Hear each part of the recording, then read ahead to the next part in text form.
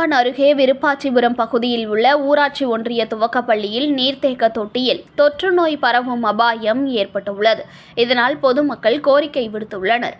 திருவாரூர் மாவட்டம் வலங்கைமான் வட்டத்திற்குட்பட்ட திருப்பாச்சிபுரம் ஊராட்சியில் உள்ள ஊராட்சி ஒன்றிய துவக்கப்பள்ளியில் சுற்றுவட்டார பகுதிகளிலிருந்து சுமார் 100க்கும் மேற்பட்ட மாணவ மாணவியர்கள் படித்து வருகின்றனர். இந்த நிலையில் அப்பள்ளியில் உள்ள தண்ணீர் தொட்டியில் உள்ள தண்ணீரை தான் அப்பள்ளியில் பயிலும் மாணவ மாணவியர்கள் குடித்து வருகின்றனர். மேலும் பள்ளியில் காலை உணவு மற்றும் மதிய உணவிற்கு அந்த நீர்த்தேக்க தொட்டியில் உள்ள தண்ணீரை தான் பயன்படுத்தி வருகின்றனர். ஆனால் அந்த நீர்த்தேக்க தொட்டியில் மர அட்டை மற்றும் தவளை விஷ பூச்சிகள் விழுந்து தொற்று நோய் பரவும் அபாயம் ஏற்பட்டுள்ளது. மேலும் இதுகுறித்து அப்பகுதி இளைஞர்கள் மற்றும் பொதுமக்கள் வலங்கைமான் வட்டார வளர்ச்சி அதிகாரியிடம் புகார் மனு கொடுத்துள்ளார்கள்.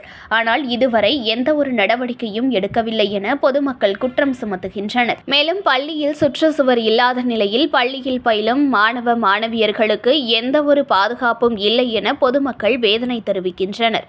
இதுகுறித்து கோபாலகிருஷ்ணன் என்ற அப்பகுதி இளைஞர் சொல்லும்போது பள்ளி மாணவ மாணவிகளின் பாதுகாப்பு முக்கியம் என்றும் மாவட்ட நிர்வாகமும் கல்வித்துறையும் மனு குறித்து எந்தவித நடவடிக்கையும் எடுக்கவில்லை எனவும் உடனடியாக நடவடிக்கை எடுக்க வேண்டும் என கோரிக்கை விடுத்துள்ளார்.